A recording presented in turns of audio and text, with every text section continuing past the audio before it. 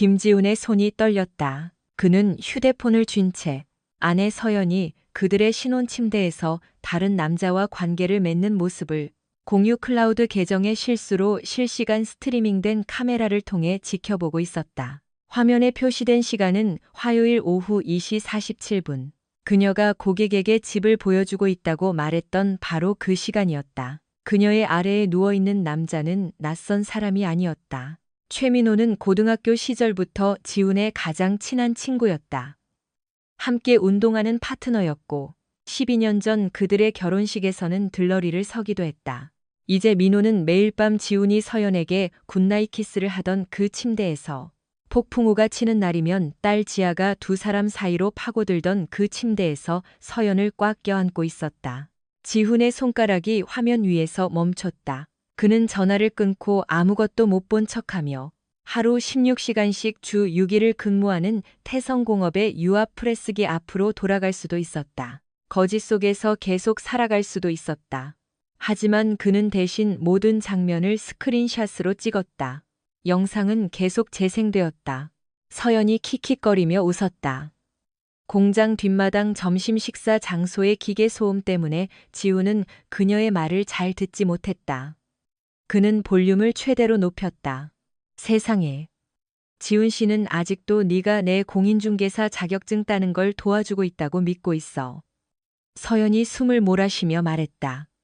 만약 그이가 내 덕분에 내가 한강 포레스트 분양 계약을 따낸 걸 알게 되면 어떻게 될까? 민호의 목소리는 거칠었지만 분명하게 들렸다. 불쌍한 멍청이 같으니라고. 지 잔업수당으로 내 제네시스 할부금을 내고 있다고 생각하겠지. 지 베프가 지난 8개월 동안 지 마누라의 호화로운 생활비를 대주고 있다는 건 꿈에도 모를 거야. 편의점 삼각김밥과 미지근한 캔커피가 지훈의 목소리로 역류했다. 그는 그것을 억지로 삼키며 계속 지켜보았다. 만약 지훈 씨가 알게 되면 어떻게 할 것 같아? 서연이 자세를 고치며 물었다. 민호가 비웃었다. 그 자식이 뭘 할 수 있겠어? 체육관에서 나랑 마주쳐도 눈도 제대로 못 마주치는 놈인데. 지난주에 네가 데드리프트 140kg를 들 때 70kg도 못 들어서 쩔쩔매던 거 기억나?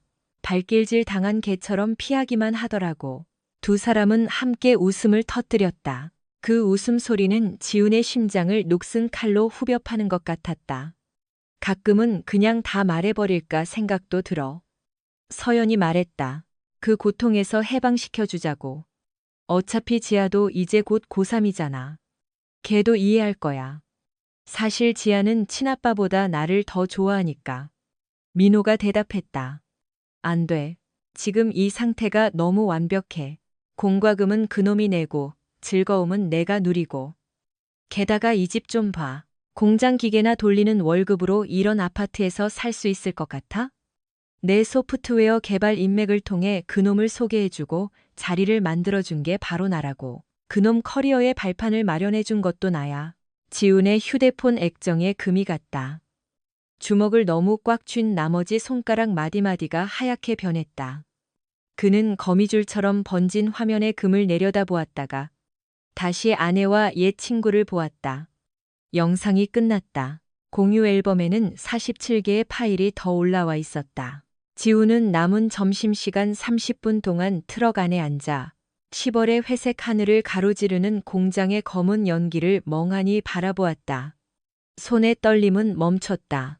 사실 온몸이 이상하리만큼 차분해졌다. 마치 방아쇠를 당기기 직전이나 절벽 아래로 발을 내딛기 직전의 순간처럼. 그는 메시지 창을 열고 타이핑했다. 여보, 오늘 잔업 때문에 늦을 것 같아. 기다리지 마. 서연의 답장은 즉시 왔다. 알았어, 자기야.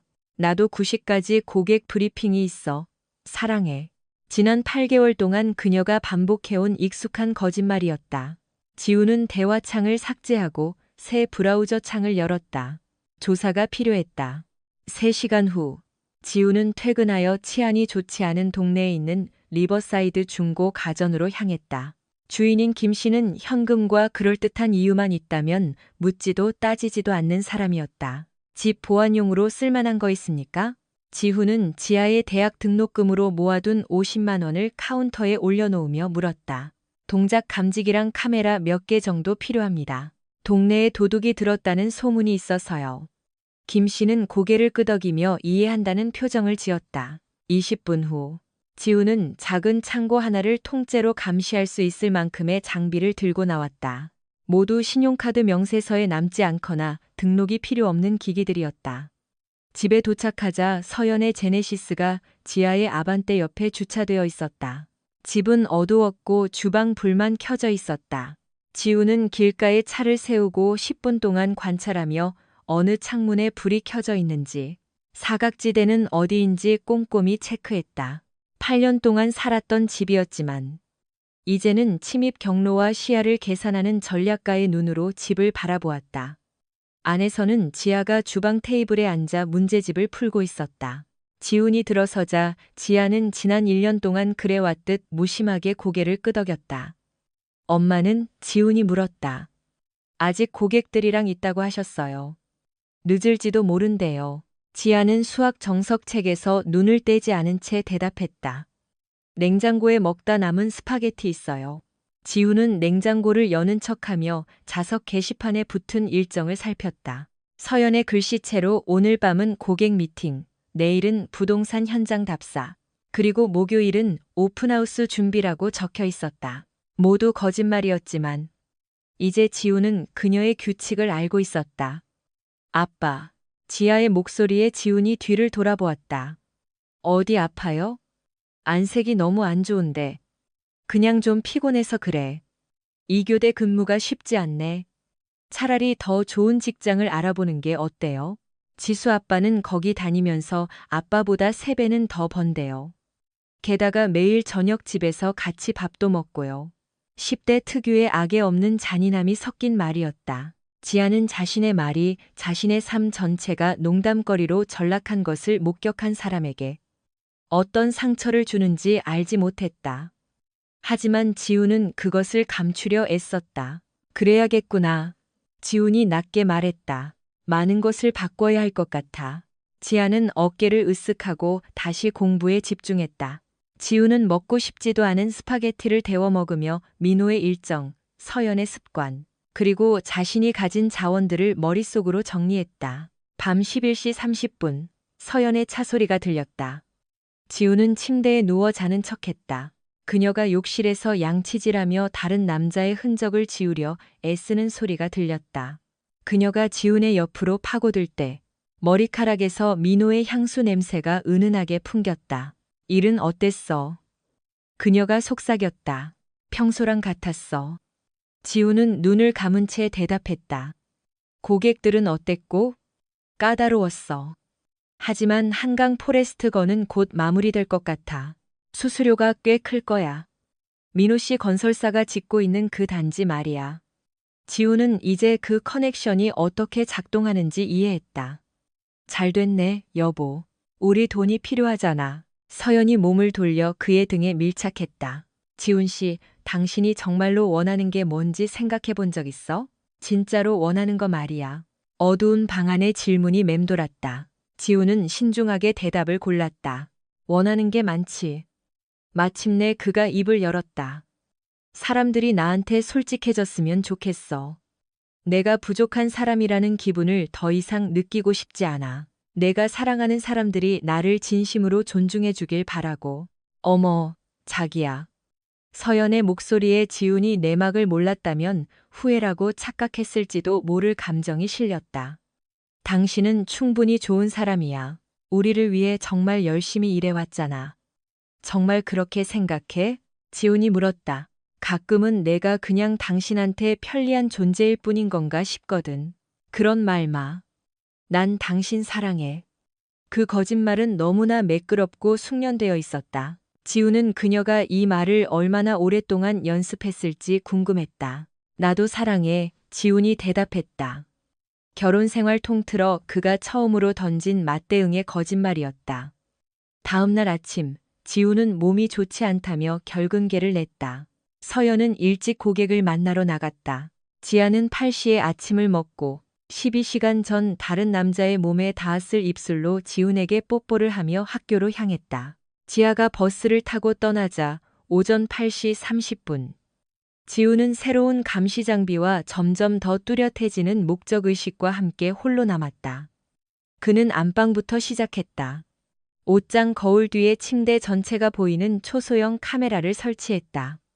거실에는 서연이 사놓고 한 번도 물을 주지 않은 조화 화분 속에 또 하나를 숨겼다. 세 번째는 주방에 화재 경보기 예비 배터리 팩으로 위장해 설치했다. 도청 장치는 좀 더 복잡했다. 지우는 기술에 능숙한 사람처럼 생각해야 했다.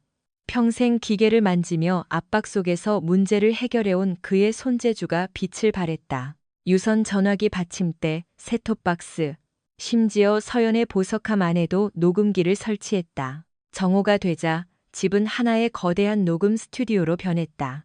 지우는 오후 시간을 공공도서관에서 보냈다. 그곳 컴퓨터를 사용해 익명 이메일 계정을 만들고 사설 탐정, 이혼 전문 변호사, 그리고 한 번도 필요할 거라 생각지 못했던 추적 불가능한 복수 전략에 대해 조사했다. 이런 커뮤니티들은 배신당한 배우자나 사업 파트너들의 교육적인 장소였다.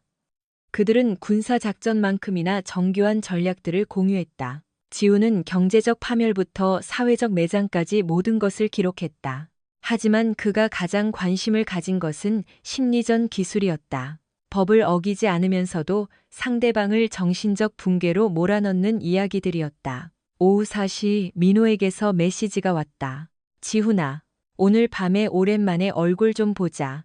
지훈은 그 메시지를 1분 동안 노려보았다. 민호는 지훈의 아내와 잠자리를 같이 하면서도 아무 일 없다는 듯 여전히 그의 우정을 받아들이는 척 연락을 해왔다. 그 뻔뻔함이 경이로울 정도였다. 오늘은 안 돼. 야근이야. 지훈이 답했다. 에이, 친구. 너무 일만 하지 마. 인생 좀 즐기라고. 이번 주말에는 꼭 보자. 그래. 서연이가 말해주던데. 토요일에 너희 집에서 하는 할로윈 파티에 우리도 부를 거라고. 재밌을 거야. 서연과 민호는 지훈이 벌거벗은 채 누워있는 동안 그의 사교 일정까지 이미 상의해둔 모양이었다. 지훈은 그들이 또 어떤 계획을 세우고 있을지 궁금했다. 상황 봐서 갈게. 그가 답장했다. 그날 밤 서연은 목요일마다 즐겨 먹던 중국집 백운반점 음식을 사들고 9시 15분에 귀가했다. 그녀는 여유롭고 화사해 보였다. 오늘 어땠어? 그녀가 민호의 향수 냄새가 밴 손으로 탕수육을 건네며 물었다. 이상한 날이었어. 지훈이 솔직하게 말했다. 결근하고 하루 종일 이런저런 생각을 했거든. 무슨 생각? 우리 삶, 우리 결혼 생활. 당신이 정말 행복한지. 서연이 젓가락을 멈췄다. 중년의 위기라도 온 거야? 그럴지도. 당신 생각은 어때? 내가 그래야 할 것 같아? 지훈 씨, 당신 좀 무서워. 요즘 행동이 너무 이상해. 이상하다. 죄책감이나 의심이 아니라 단지 그녀가 관리해야 할 불편함으로 취급받고 있었다. 몇 가지 변화가 필요할 것 같아. 지훈이 말했다. 어떤 변화? 아직은 모르겠어. 하지만 내 안에서 뭔가가 끓어오르는 기분이야. 마치 보일러의 압력처럼.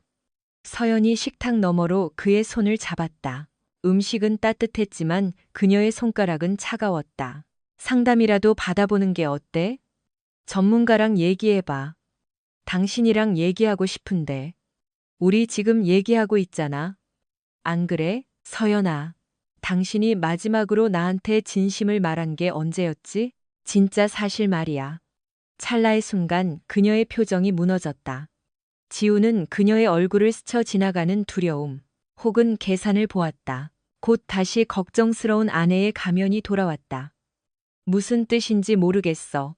예를 들면, 어제 오후에 당신이 정말 어디에 있었는지, 아니면 내가 안 보는 줄 알 때 누구랑 문자를 하는지, 왜 집을 보여주고 왔다면서 남자 향수 냄새가 나는지 같은 거. 두 사람 사이에 긴 침묵이 흘렀다. 서연의 손은 여전히 그의 손 위에 있었지만 이제 그것은 위로가 아니라 억압처럼 느껴졌다. 당신이 너무 과민 반응하는 것 같아. 마침내 그녀가 입을 열었다. 그래? 응. 그리고 그런 태도 정말 매력 없어. 매력 없다니. 12년의 결혼 생활, 6년 동안 그녀의 커리어를 뒷바라지하고 17년 동안 함께 딸을 키워온 결과 아내의 외도를 의심하는 것이 매력 없는 일이 되어버렸다. 알았어. 지훈이 말했다. 그래, 당신 말이 맞아. 내가 이러면 안 되지. 서연이 승리했다는 듯 미소 지었다. 그래, 이제 저녁 먹고 재밌는 얘기나 해줘. 지우는 탕수육을 먹으며 직장에서 들은 농담을 들려주었다. 그녀의 하루에 대해 물었고 까다로운 고객과 일정 충돌에 대한 그녀의 거짓말을 경청했다. 그녀의 머리 모양을 칭찬하고 설거지를 도왔다. 그 모든 시간 동안 숨겨진 카메라들은 모든 것을 기록하고 있었다. 그날 밤 서연이 깊이 잠든 후 지우는 조용히 차고로 내려가 노트북으로 감시 시스템을 확인했다. 집안 곳곳의 각도가 실시간으로 화면에 띄워졌다. 안방 카메라는 24시간 전 민호와 함께 있던 그 침대에서 잠든 서연을 선명하게 비췄다. 지우는 새 문서를 열고 타이핑을 시작했다. 대상 1, 박서연. 34세, 공인중개사. 확인된 활동. 대상 2와 외도, 금융사기. 정서적 가스라이팅. 약점, 직업적 평판. 사회적 지위. 딸과의 관계. 대상 2, 최민호. 36세. 체육관 운영, 건설업자. 확인된 활동. 대상 1과 외도. 우정기만, 재무조작. 대상 1의 직업적 약점 이용. 사업적 평판. 자존심. 사업상 이해 충돌로 인한 법적 리스크. 대상 3, 김지아, 16세, 고등학생. 무고한 피해자이나 대상 0에 대한 전략에 영향을 받음. 진실을 알리되 그녀를 보호할 것. 대상 0, 김지훈, 42세. 생산직 근로자. 상태. 배우자 배신, 친구의 배신, 경제적 착취. 목표. 법적 면책권을 유지하면서 대상 1과 2에 대한 완전한 사회적, 경제적 파멸. 지우는 파일을 저장하고 노트북을 닫았다. 그는 기름 냄새와 오래된 나무 냄새가 나는 차고에 1시간 더 앉아 있었다. 가슴 속 통증과 분노가 있던 자리에 차갑고 영구적인 무언가가 자리 잡는 것을 느꼈다. 내일부터 시작이다. 금요일 아침은 평소와 다름없이 시작되었다. 서연은 지훈에게 뽀뽀하며 바쁜 하루가 될 거라고 말한 뒤 제네시스를 타고 상간남을 만나러 떠났다.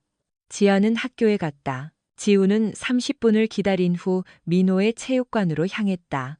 크로스트레이닝 엘리트는 시내 공업단지에 개조된 창고에 있었다. 5년 전 민호가 처음 이곳을 열 때 지훈이 이삿짐을 날라주던 기억이 났다. 이제 그는 길 건너 트럭에 앉아 주차장에 세워진 민호의 붉은색 모하비를 지켜보며 그의 루틴을 체크했다. 민호는 오전 6시에 도착해 12시 30분에 점심을 먹으러 나갔다.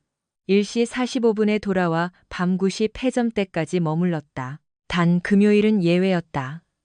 그는 심부름을 핑계로 일찍 자리를 비웠다.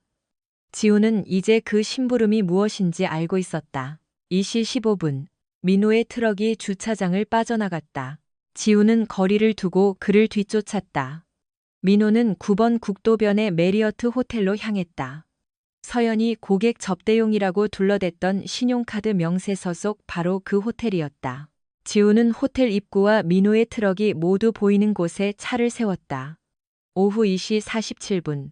서연의 제네시스가 주차장으로 들어왔다.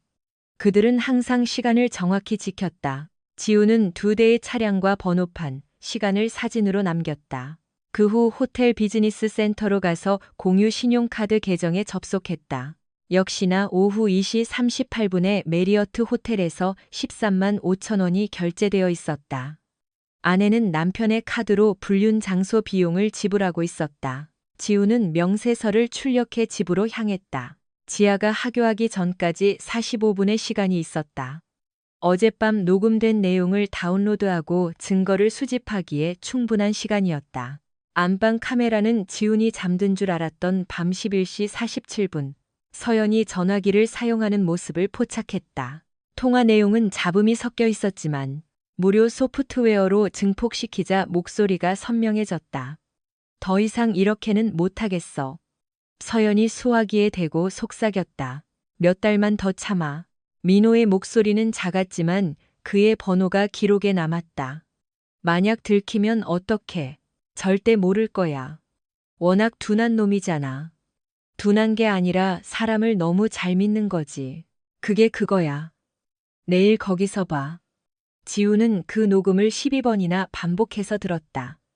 반복될 때마다 그 말들은 그의 기억 속에 깊이 각인되었다. 너무 둔해.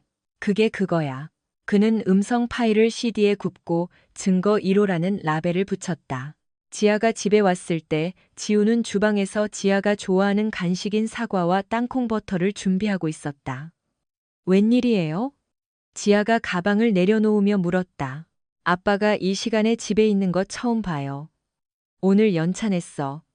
우리 둘이 시간 좀 보낼까 해서. 지아는 의심스러운 눈초리로 지훈을 보았다. 엄마랑 싸웠어요? 두 분 요즘 너무 이상해요. 평소보다 더. 무슨 뜻이야? 지아는 사과 조각을 집어들며 어깨를 으쓱했다. 두 분 대화도 거의 안 하고, 대화할 때도 무슨 대본 읽는 것처럼 가짜 같아요. 그 지적은 지훈의 폐부를 찔렀다. 또 다른 거 느낀 건 없어? 엄마 휴대폰만 보고 살아요. 누군가랑 문자하면서 웃고, 요즘 비싼 옷도 엄청 사드리고, 누구랑 문자하는지 아니? 지아는 16살답지 않은 성숙한 눈빛으로 지훈을 바라보았다. 아빠, 지금 나더러 엄마 감시하라는 거예요? 아니, 우리 가족에게 무슨 일이 일어나고 있는지 아빠가 놓친 게 있나 해서 묻는 거야. 우리 관계가 무너지고 있는데 괜찮은 척 연기하는 거. 너도 힘들잖아. 지아의 눈에 눈물이 고였다. 미안하다, 지아야. 너한테 이런 짐을 지게 해서 정말 미안해. 두 분 이혼해요? 질문이 두 사람 사이에 머물렀다. 지우는 진실을 말하고 싶었다. 내 엄마는 사기꾼이고 내 친구는 배신자이며 네가 알고 있는 이 가족은 배신 위에 세워진 모래성이라고. 하지만 지아는 여전히 그의 딸이었고 이 지옥 같은 상황에서 유일하게 무고한 존재였다. 아빠도 잘 모르겠어. 그가 솔직하게 말했다. 하지만 무슨 일이 생겨도 그건 내 잘못이 아니야. 아빠는 언제나 내 아빠일 거야. 지아는 손등으로 눈물을 닦았다. 이혼 안 했으면 좋겠어요. 나도 그래. 하지만 가끔 결혼은 우리가 원하는 대로 흘러가지 않아. 다른 사람 있어요? 두 분 중 한 명 바람 피우는 거예요? 지우는 딸의 눈을 똑바로 쳐다보며 이후의 모든 것을 결정지을 선택을 했다. 응. 그가 나직하게 대답했다. 맞아. 지아가 다시 눈물을 닦았다. 엄마예요? 응, 누구랑요? 지우는 망설였다. 지아는 진실을 알 권리가 있었지만 동시에 최대한 오랫동안 순수함을 지킬 권리도 있었다. 내가 믿었던 사람, 우리 모두가 믿었던 사람이야. 지아는 고개를 끄덕이며 이 정보를 받아들였다. 지훈의 가슴이 찢어지는 것 같았다. 어떻게 할 거예요? 아빠가 해결할게. 그게 무슨 뜻이에요? 사람들이 자신들이 한 짓이 무엇인지, 그리고 그 대가가 무엇인지 정확히 알게 하겠다는 뜻이야. 지훈의 목소리에 담긴 무언가가 지아를 긴장하게 만들었다. 아빠 좀 무서워요. 지훈은 딸의 손을 잡았다. 지아야, 아빠를 무서워할 필요 없어. 아빠는 절대 너를 해치지 않아. 하지만 어떤 사람들은 행동에는 책임이 따른다는 걸 배워야만 해. 그날 밤, 서연은 백화점에서 새로 산 옷들을 들고 귀가했다. 지훈의 휴대폰에 뜬 결제 알림에 따르면 그의 일주일치 월급보다 비싼 원피스였다. 그녀는 거실에서 지아 앞에서 옷을 입어보며 한 바퀴 돌았다. 어때? 출근할 때 입기에 너무 과한가? 예쁘네. 지훈이 진심으로 말했다. 특별한 날에 어울리겠어. 내일 밤에 민호 씨네 집에서 할로윈 파티한대. 우리 가족 다 같이 가면 재밌을 것 같아. 지아는 부모님 사이를 살폈다. 전 친구들이랑 약속 있어요. 에이, 그러지 말고. 오랜만에 가족끼리 나가면 좋잖아. 요즘 우리 가족 같지도 않았는데. 지아는 대답 없이 위층으로 올라가 버렸다. 우리 둘이 가는 게 낫겠어. 지아의 방문이 닫히자 서연이 지훈을 향해 돌아섰다. 지아 왜 저래? 사춘기인가? 그냥 16살이잖아. 모든 게 다 드라마틱할 때지. 어제 당신이 말한 변화 때문이야? 지아도 눈치챈 것 같은데. 지훈이 고개를 끄덕였다. 아마도. 지훈 씨, 우리 얘기 좀 해. 진지하게. 그래, 얘기하자. 서연은 소파에 앉아 옆자리를 두드렸다. 지훈은 그녀의 향수 냄새를 맡을 수 있을 만큼 가까이 앉았다. 당신 요즘 힘든 거 알아? 그녀가 입을 열었다. 도와주고 싶은데. 당신이 말을 안 해주면 난 아무것도 몰라. 내 기분은 말이지 내 인생에서 이방인이 된 것 같아. 그게 무슨 소리야? 감당하지도 못할 것들을 위해 주 60시간을 일하고 아무도 나를 원하지 않는 것 같은 집에서 살고 나를 그냥 참아줘야 하는 룸메이트 정도로 생각하는 여자랑 결혼 생활을 하는 기분. 서연이 흠칫 놀랐다. 그건 사실이 아니잖아. 마지막으로 당신이 내 관심사에 대해 물어본 게 언제지? 나를 보고 진심으로 기뻐했던 게 언제였어? 모르겠지. 내 직업, 내 옷, 내 차, 내 친구들, 내 스케줄. 언제부터 우리 결혼 생활이 전부 당신 위주로만 돌아가게 된 거야? 이건 공평하지 않아. 불공평한 게 뭔지 알아? 내가 즐기지도 못하는 라이프 스타일을 위해 하루 16시간씩 일하는 거야. 집에 있지도 않으면서 돈만 쓰는 아내랑 사는 거. 엄마가 아빠를 무시하니까 아빠를 나고자로 생각하는 딸을 키우는 거. 서연은 한참 동안 침묵했다. 정말 우리 결혼 생활을 그렇게 보고 있었어? 그게 내가 살고 있는 현실이야. 그래서 뭘 바꾸고 싶은데? 정직함을 원해. 모든 것에 대한 완전한 진실. 좋아. 뭘 알고 싶은데? 지우는 아내를 바라보았다. 정말로 그녀를 꿰뚫어 보았다. 그녀는 여전히 아름다웠고, 여전히 그가 대학 시절 사랑에 빠졌던 그 여자였다. 하지만 이제 그녀의 눈빛에는 계산적인 무언가가 있었다. 바람 피워? 그가 물었다. 서연은 정확히 3초 동안 침묵했다. 아니, 확실해? 당연하지, 지훈 씨. 왜 그런 걸 물어봐? 당신이 지금 거짓말을 하고 있으니까. 거짓말 안 해. 그럼 우리 카드로 결제된 호텔 비용 설명해봐. 왜 당신한테서 남자 향수 냄새가 나는지 설명해봐. 왜 당신이 말한 장소에 당신이 없었는지 설명해봐. 서연이 벌떡 일어났다. 어떻게 나를 그렇게 몰아세울 수 있어? 실망이야. 몰아세우는 게 아니야. 묻는 거지. 당신 의처증이야? 정말 한심하다. 한심하다. 민호가 녹음기 속에서 했던 바로 그 단어였다. 한심하다고? 지훈이 천천히 되뇌었다. 그래, 이 상황 전체가 한심해. 난 열심히 일하고 가족을 위해 헌신했어. 그런데 당신은 나를 응원해주기는커녕 이런 미친 음모론이나 만들어내고 있잖아. 휴대폰 내놔봐. 뭐, 숨기는 게 없으면 휴대폰 보여달라고. 절대 안 돼. 고객 정보가 들어있어. 보안 사항이야. 그럼 문자 내용만 보여줘. 아니, 이건 미친 짓이야. 지훈아, 만약 내가 결백하다면 그냥 문자만 보여주면 끝날 일이야. 이건 당신의 불안감 문제지 내 행동 문제가 아냐. 지훈이 고개를 끄덕였다. 그래, 알았어. 당신 말이 맞아. 내 불안감 문제지. 내 아내가 내 베프랑 바람을 피우고 있는데 나는 아직도 그 여자를 사랑하고 있는 멍청이라서 불안한 거야.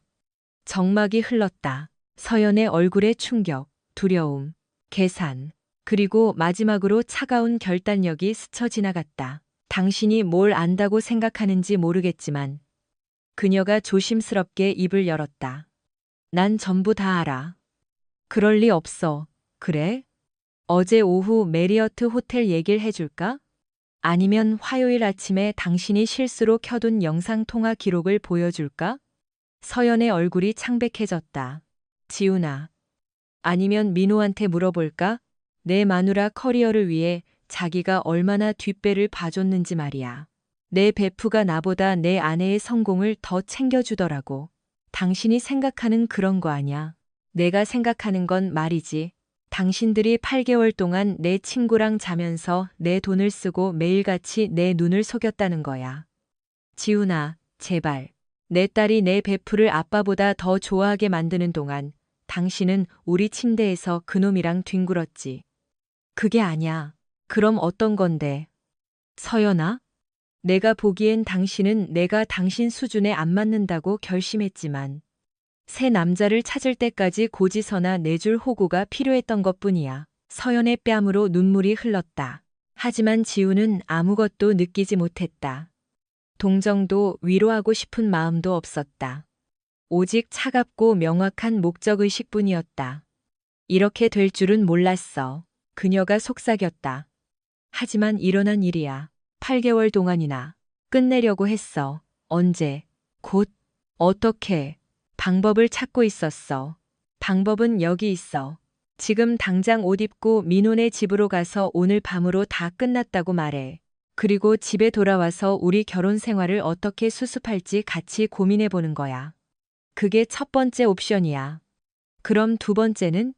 지훈이 일어나 아내를 내려다보았다. 두 번째는 내가 내 방식대로 처리하는 거야. 그게 무슨 뜻이야? 이 동네 모든 사람이 당신이 어떤 인간인지 알게 된다는 뜻이지. 민호의 사업 파트너들이 그놈이 고객 아내랑 잠자리를 즐긴다는 걸 알게 될 거고, 지아는 네가 나를 얼마나 모욕하려고 했는지 녹음된 파일을 듣게 될 거야. 서연의 눈이 커졌다. 우리를 녹음했어? 나 자신을 보호해야 하니까. 어떤 옵션을 선택할래? 서연이 눈물을 닦고 고개를 들었을 때 그녀의 가면은 완전히 벗겨져 있었다. 지우는 마침내 자신이 결혼했던 여자의 진짜 본 모습을 보았다. 당신은 그런 짓 못해. 그녀가 말했다. 왜 못한다고 생각해? 당신은 너무 약하니까. 항상 그랬어. 그래서 이런 일이 생긴 거야. 약하다고? 응, 약하고 지루하고 한심해. 민호 말이 맞았어. 당신은 절대로 나를 떠날 용기가 없다고. 그저 계속 일하고 고지서나 내면서 내가 하고 싶은 대로 하게 놔둘 거라고. 그리고 그거 알아? 그 사람 말이 맞았어. 지훈이 미소 지었다. 며칠 만에 처음으로 짓는 미소였고 기분이 아주 좋았다. 그래? 그의 표정에서 느껴지는 기이함에 서연이 뒷걸음질 쳤다. 서연아, 그거 알아? 1시간 전만 해도 난 당신을 용서할 준비가 되어 있었어. 지아를 위해서라도 우리 결혼 생활을 지키려고 했지. 하지만 이제 안 되겠어. 당신이 정말 어떤 인간인지 알게 됐으니까. 지훈이 휴대폰을 꺼내 메시지를 보냈다. 서연은 화면을 볼 수 없었지만 그의 엄지손가락이 움직이는 것을 보았다. 뭐 하는 거야? 계획 세우는 중이지. 지훈아, 멍청한 짓 하지 마. 멍청한 짓? 아니, 서연아. 멍청한 짓은 당신을 믿은 거야. 내 가족을 걱정해준다는 베프의 말을 믿은 거고. 나를 한심하게 생각하는 사람들. 눈에 불쌍한 척 보이려 했던 게 멍청한 짓이었지. 지훈의 휴대폰이 답장 알림으로 울렸다. 그는 내용을 확인하고 고개를 끄덕였다. 하지만 이제 더 이상 멍청한 짓은 안 할 거야. 방금 뭐 한 거야? 민호가 내일 밤 할로윈 파티에 초대한 거 수락했어. 넌 못 가. 왜? 걔는 내 친구잖아. 안 그래? 내 커리어를 가장 열렬히 지지해주는 사람인데. 지훈아, 제발. 걱정 마. 아주 예의 바르게 행동할게. 선물도 준비했으니까. 지우는 서연을 거실에 홀로 둔 채 위층으로 올라갔다. 그녀가 그를 불렀지만 대답하지 않았다. 준비해야 할 일이 많았다. 토요일 아침, 지우는 일찍 일어나 시내의 3군데 매장을 들렀다. 첫 번째 매장에서는 소형 카메라와 삼각대를 샀고, 두 번째 매장에서는 휴대용 프린터와 인화지를 샀다. 세 번째 매장인 파티용품점에서는 악마 가면과 붉은 리본 한 롤을 샀다. 그는 오후 내내 차고에서 파티를 위해 구상한 선물들을 준비했다. 오후 5시가 되자 모든 준비가 끝났다. 서연은 하루 종일 그를 언제 터질지 모르는 폭탄처럼 관찰했다. 몇 번 말을 걸려 시도했지만 지우는 정중하면서도 차가운 거리를 유지했다. 무슨 계획이냐고 묻자 그는 그저 미소 지으며 깜짝 놀랄 일이 있을 거라고만 대답했다. 6시 30분 지우는 샤워를 하고 자신의 결혼식 때 입었던 가장 좋은 정장을 꺼내 입었다. 머리를 빗고 수염을 다듬었다.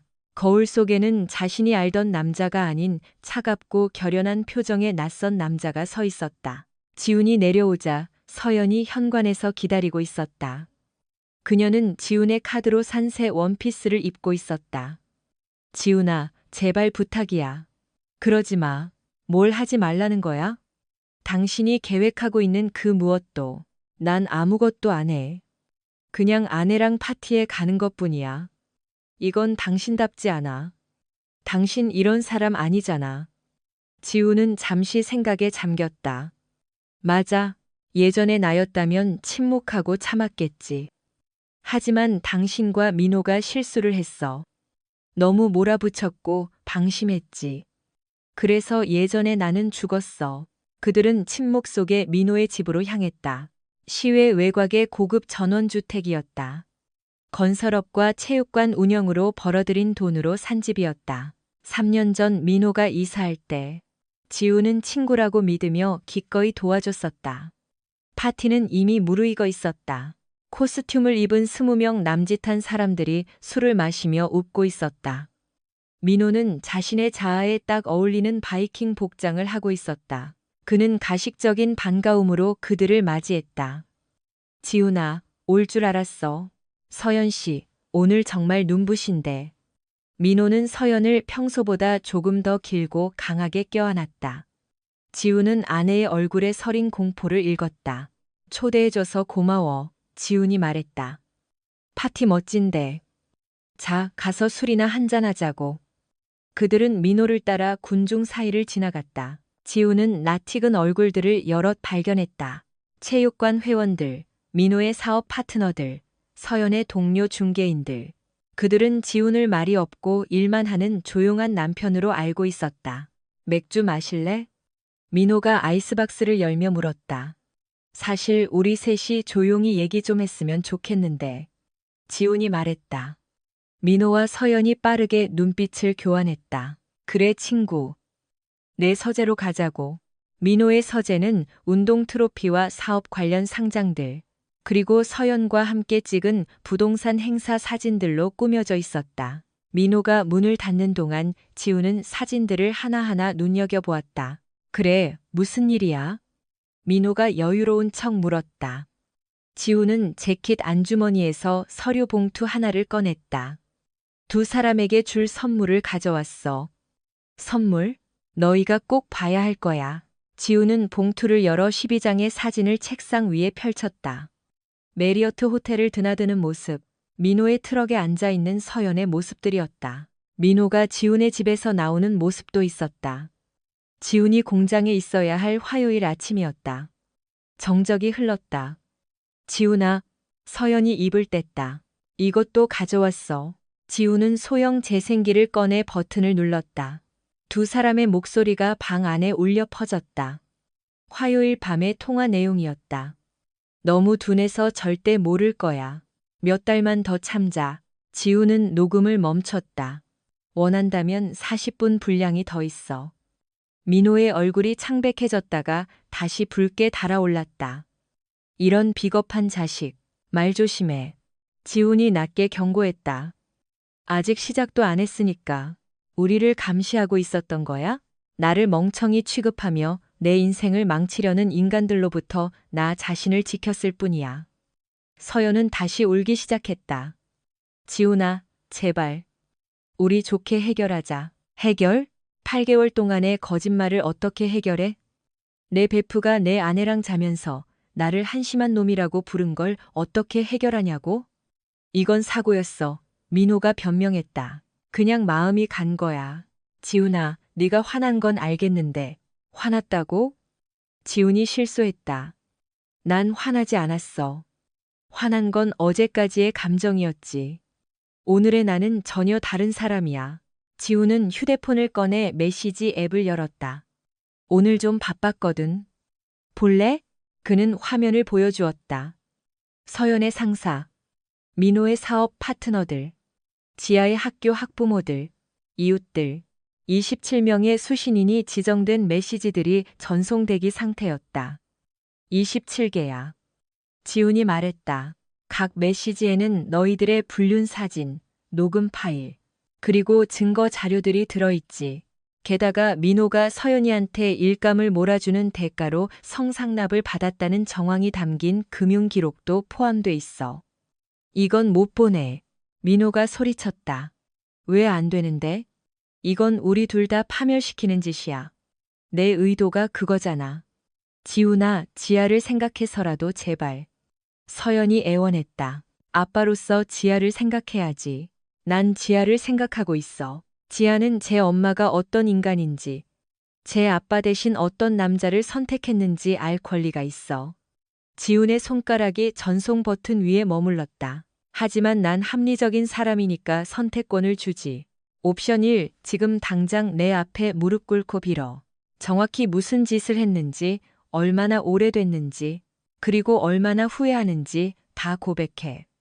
그러면 오늘 밤 메시지는 안 보낼게. 그리고 24시간의 시간을 줄 테니 이 상황을 수습할 방법을 가져와. 옵션 2는 서연이 떨리는 목소리로 물었다. 지금 당장 전송 버튼을 누르는 거지. 내일 아침이면 이 동네 모든 사람이 당신들의 실체를 알게 될 거야. 민호가 다가왔다. 거짓말 마. 내가 그럴 수 있을 리가. 해봐? 지훈의 눈빛은 흔들림이 없었다. 잠시 후 서연이 먼저 무릎을 꿇었다. 미안해. 정말 미안해, 지훈아. 다 잘못했어. 내가 미쳤었어. 민호는 여전히 서 있었다. 서연아. 일어나. 닥쳐, 민호야. 서연이 소리 질렀다. 다 당신 때문이잖아. 절대 안 들킬 거라고. 그이는 약해 빠져서 아무것도 못할 거라고 당신이 그랬잖아. 그래, 난 약해. 지훈이 동의했다. 하지만 약하다고 해서 해를 끼치지 않는 건 아니지. 서연은 마스카라가 번진 얼굴로 그를 올려다보았다. 민호랑 8개월 동안 만났어. 당신 카드, 당신 집, 우리 가족 돈. 다 썼어. 당신이 나한테 관심이 없어서 그랬다고 자위했지만 사실은 그냥 내가 원해서 한 일이었어. 당신이 절대 나를 못 막을 거라고 생각했으니까. 계속해. 민호가 당신을 한심하다고 할 때 동조했어.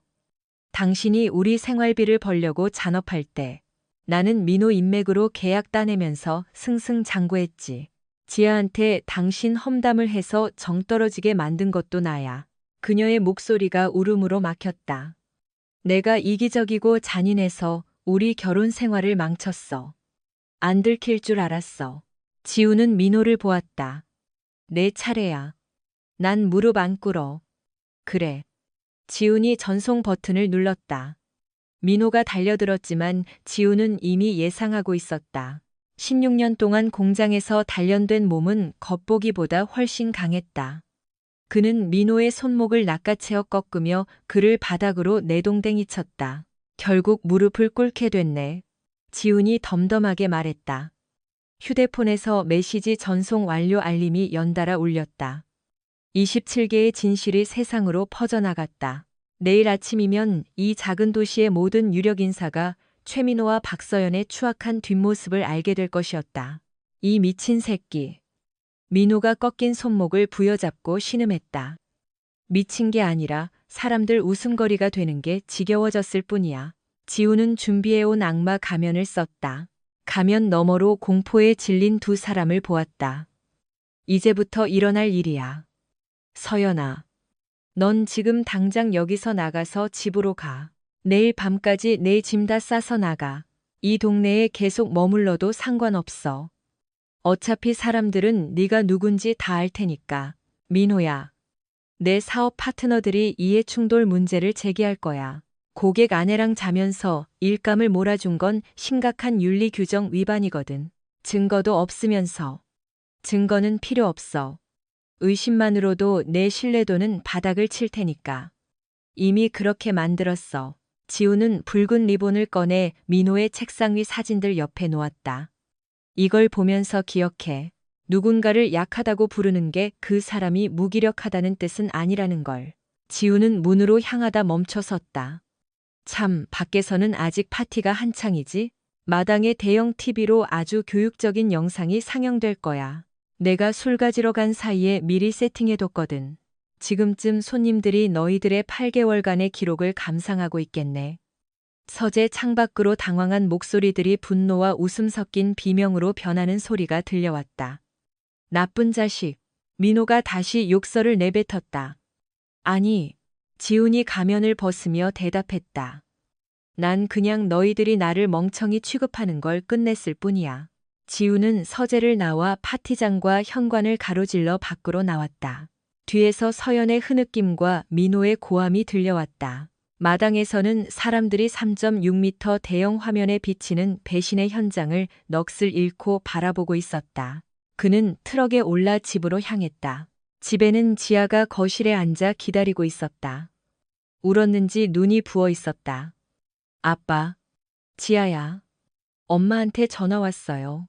울면서 아빠가 파티에서 끔찍한 짓을 했다고. 지우는 딸 앞에 앉았다. 아빠는 진실을 말했을 뿐이야. 어떤 사람들에게는 진실이 끔찍하게 느껴질 수도 있겠지.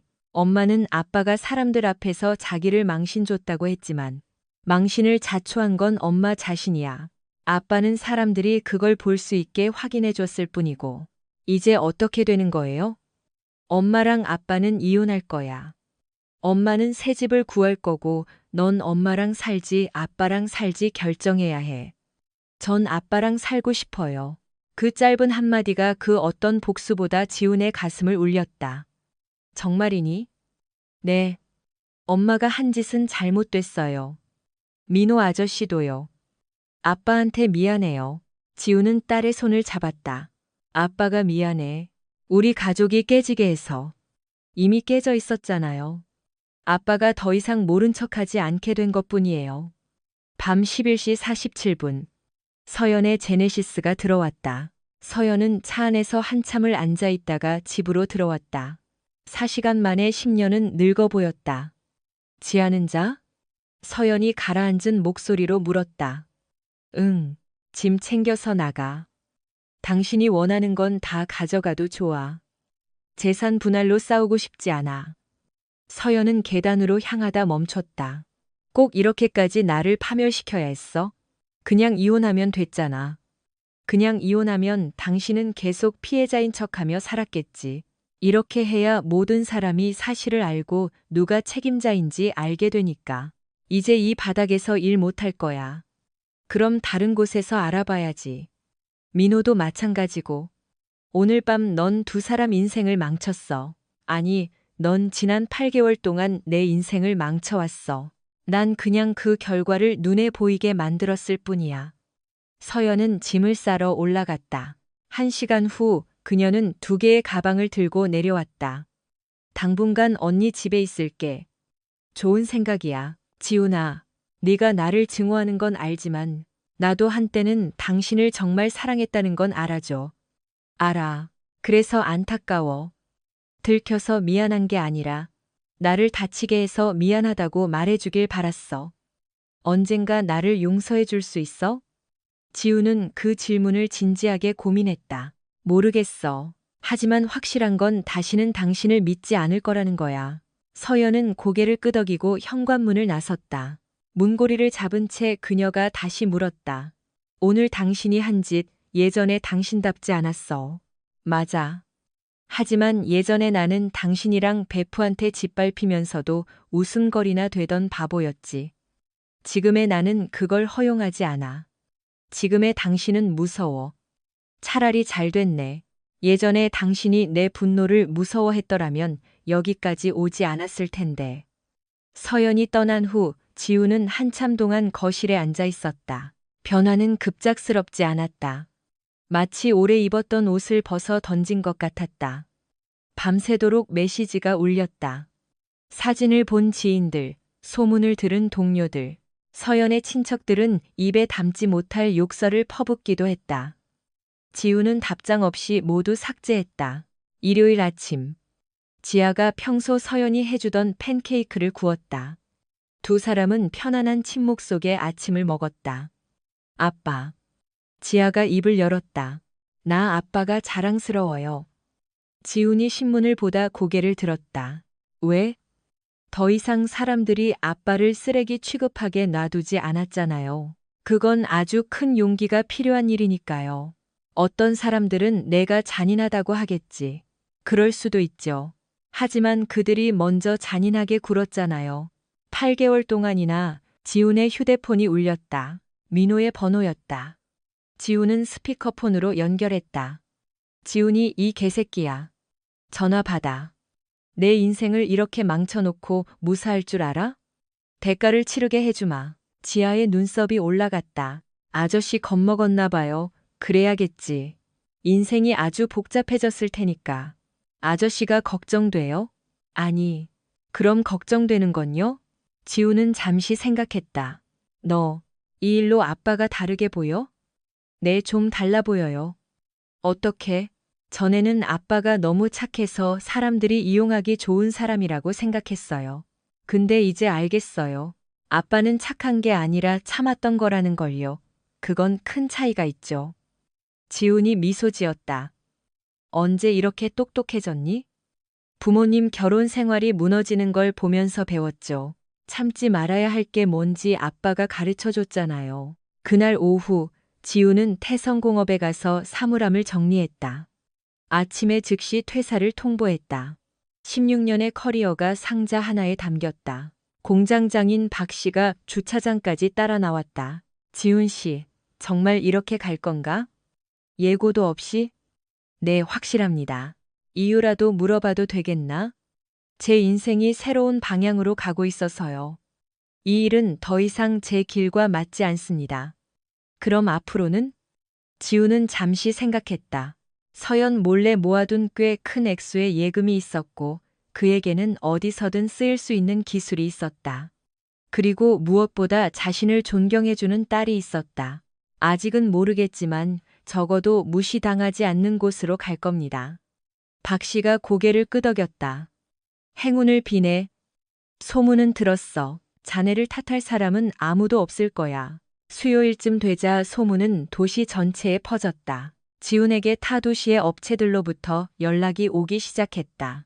문제를 체계적이고 치밀하게 해결하는 능력은 의외로 많은 기업이 탐내는 인재상이었다.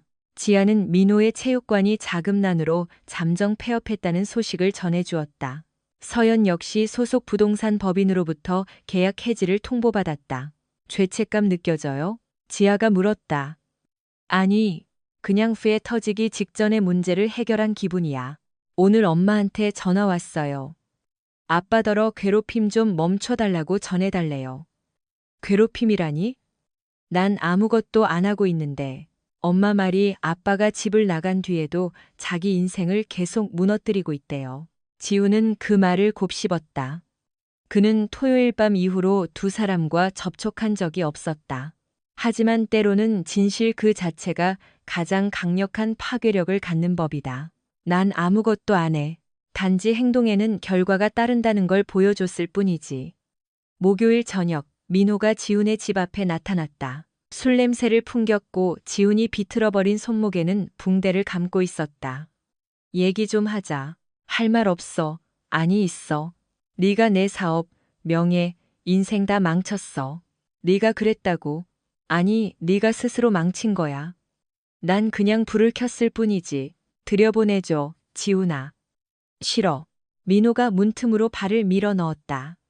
내가 들어가겠다면 들어가는 거야. 지훈은 20년 동안 베프였고 딸의 삼촌이었으며 그 누구보다 자신을 처절하게 배신한 남자를 차갑게 내려다보았다. 발치워, 민호야.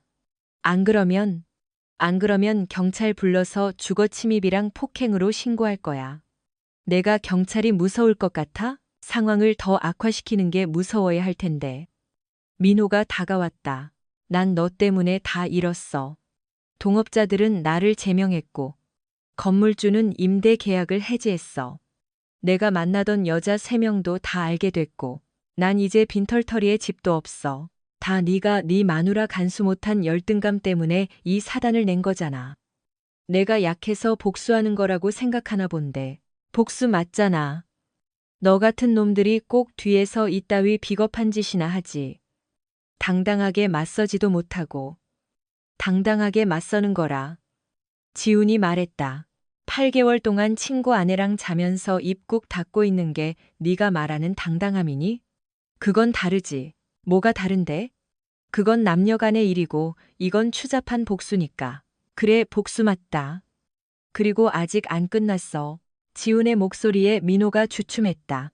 무슨 뜻이야? 이제 시작이라는 뜻이야. 지훈은 문을 닫고 잠갔다. 창밖으로 민호가 한참을 서 있다가 떠나는 것을 지켜보았다. 지아가 계단 끝에 서 있었다. 민호 아저씨예요? 응. 본인 선택의 결과를 남 탓하러 왔더구나. 계속 그들을 힘들게 할 거예요? 내가 그럴 필요는 없어. 그들은 이미 스스로 지옥을 만들었거든. 난 그냥 그 지옥의 문을 열어준 것뿐이야. 금요일 아침. 지우는 서울의 한 대기업 헤드헌터로부터 연락을 받았다. 운영 관리직이었고 연봉은 태성공업의 2배였다. 제 소문을 어떻게 들으셨죠? 지훈이 물었다. 이 업계에서 소문은 빠릅니다. 우리는 조직의 리스크를 체계적으로 파악하고 제거할 수 있는 인재가 필요합니다. 지훈은 다음 주 면접 일정을 잡았다. 오후에는 부모님이 계신 묘지를 찾았다. 일과 가족에 치여 수개월 만에 방문이었다. 그는 부모님의 묘비 앞에 앉아 그간의 일을 털어놓았다. 두 분은 저를 더 나은 사람으로 키우셨다는 거 알아요. 용서하고 인내하고 고결하게 살라고 가르치셨죠. 하지만 가끔은 그 고결함이 사람들에게 짓밟히는 발판이 되기도 하더라고요. 바람이 참나무 사이로 속삭였다. 제 방식이 옳았는지는 모르겠지만 꼭 필요했던 일이었어요. 이제 다시는 평화를 지킨다는 핑계로 남들에게 쓰레기 취급당하며 살지 않을 겁니다. 그때 뒤에서 차 소리가 들렸다. 백미러로 서연이 제네시스에서 내리는 모습이 보였다. 그녀는 마치 위험한 짐승에게 다가오듯 조심스럽게 다가왔다. 여기 있을 줄 알았어. 여긴 왜 왔어? 지아 문제로 얘기 좀 하려고. 지아가 내 전화를 안 받아 만나주지도 않고 당신이랑 계속 살겠대. 그건 지아의 선택이야. 걔는 아직 16살이야. 어른들의 복잡한 관계를 몰라. 아니, 지아는 배신이 뭔지 아주 잘 알아. 서연은 벤치 끝에 거리를 두고 앉았다. 지훈아, 당신이 나 증오하는 거 알아. 마땅해. 하지만 지아는 내 딸이기도 해.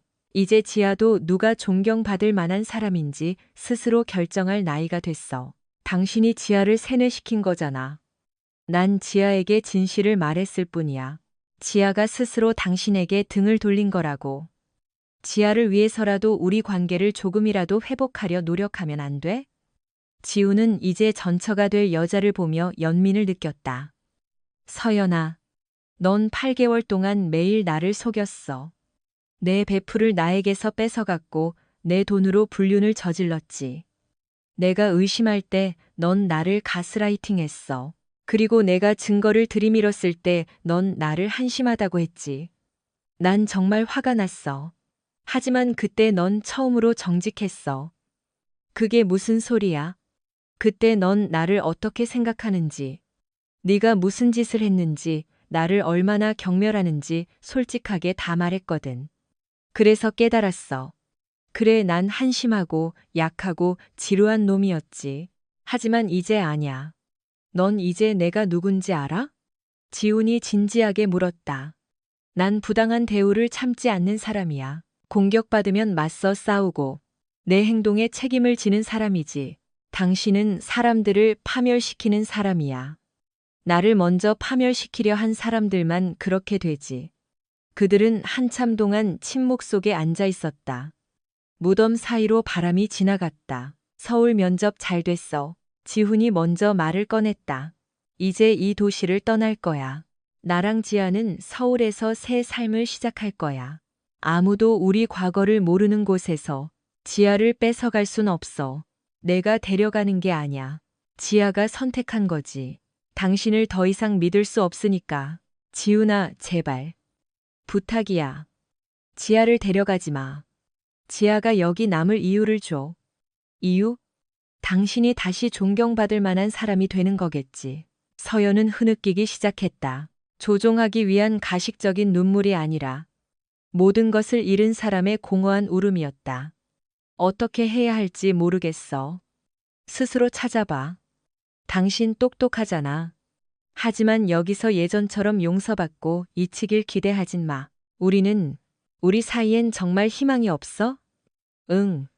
왜냐하면 난 이제 누군가를 사랑하는 것과 동경하는 것의 차이를 알게 됐거든.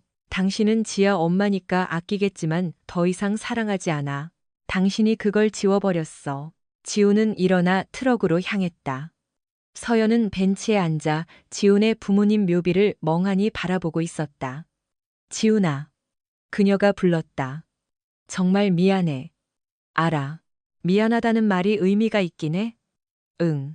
하지만 아무것도 바꾸진 못해. 2주 후 지훈과 지아는 이삿짐 트럭에 짐을 실었다. 이혼 합의에 따라 집은 내놓기로 했고 매각 대금은 공평하게 나누기로 했다.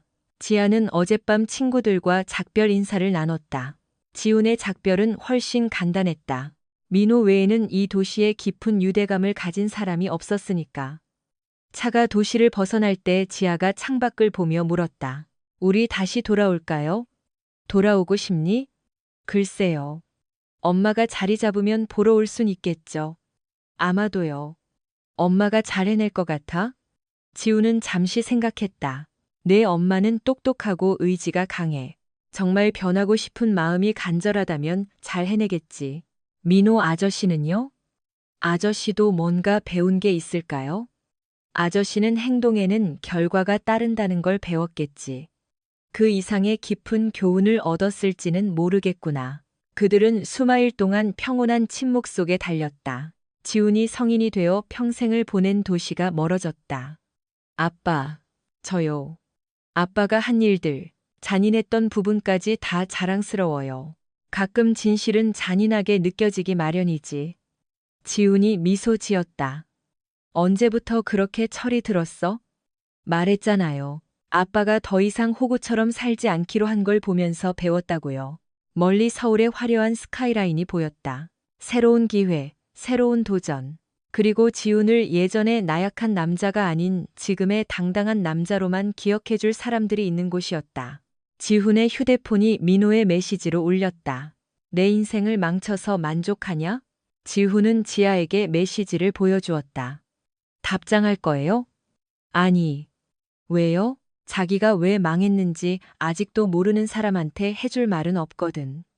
신뢰를 배신하면 대가를 치러야 한다는 걸 여전히 남 탓으로 돌리고 있잖니? 지우는 메시지를 삭제하고 휴대폰을 넣었다.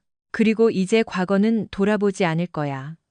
3개월 후 지우는 서울의 산업솔루션 기업에서 운영팀장으로 성공적으로 안착했다. 지아는 명문 사립고에 진학해 새로운 친구들과 학업에 매진했다. 그들의 새 아파트는 전보다 작았지만 이상하게도 더 넓고 밝게 느껴졌다. 진심 어린 대화가 오가고 서로의 생각을 솔직하게 말하는 곳이었기 때문이다. 어느 날 저녁 요리를 하던 중 지훈의 전화가 울렸다.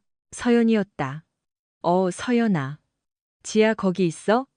공부 중이야. 이따 전화하라고 할까? 아니, 사실 당신이랑 먼저 통화하고 싶었어. 나 지방에서 마케팅 관련 일 구했어. 작은 회사지만 연봉은 괜찮아. 그리고 상담도 꾸준히 받고 있어. 잘 됐네. 지훈아, 우리 사이가 돌이킬 수 없다는 거 알아. 내가 다 망쳤다는 것도. 하지만 지아가 다시 나를 자랑스러워할 수 있는 사람이 되려고 노력 중이야.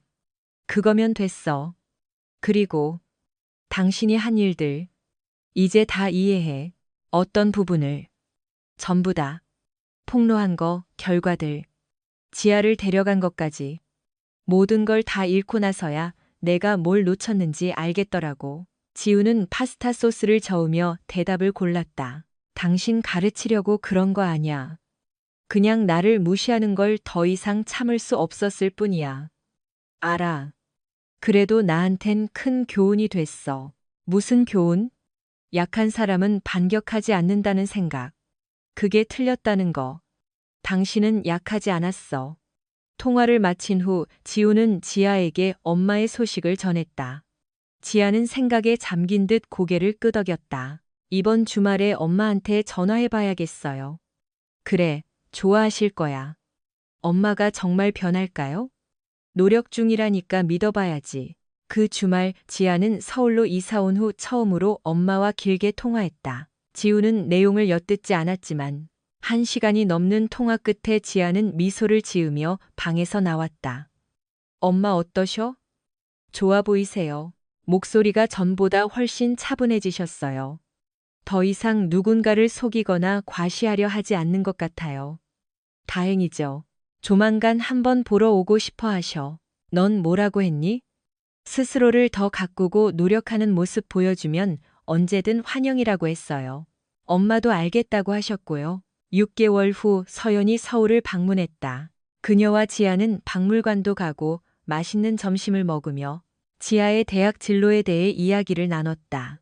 토요일 저녁 지훈까지 합세해 셋이서 저녁을 먹었다. 서연은 훨씬 진지하고 성숙해 보였다. 고마워. 디저트를 먹던 중 서연이 지훈에게 말했다. 뭐가? 지아 잘 키워줘서. 내가 제정신 차릴 때까지 지아 곁을 지켜줘서. 지아는 내 딸이기도 하니까. 알아. 하지만 당신이 힘들게 할 수도 있었잖아. 난 당신을 괴롭힐 생각은 없었지만 그렇다고 봐줄 생각도 없었어. 서연이 고개를 끄덕였다. 공평하네. 식당 밖에서 작별 인사를 나눌 때 서연이 지훈을 따로 불러 물었다. 하나만 물어봐도 돼? 만약 처음부터 당신이 불행하다고 솔직하게 말했더라면 어땠을까? 바람 피우는 대신에 말이야. 지훈은 잠시 생각했다. 결국 이혼은 했겠지. 하지만 지아는 여전히 당신을 존경했을 거야.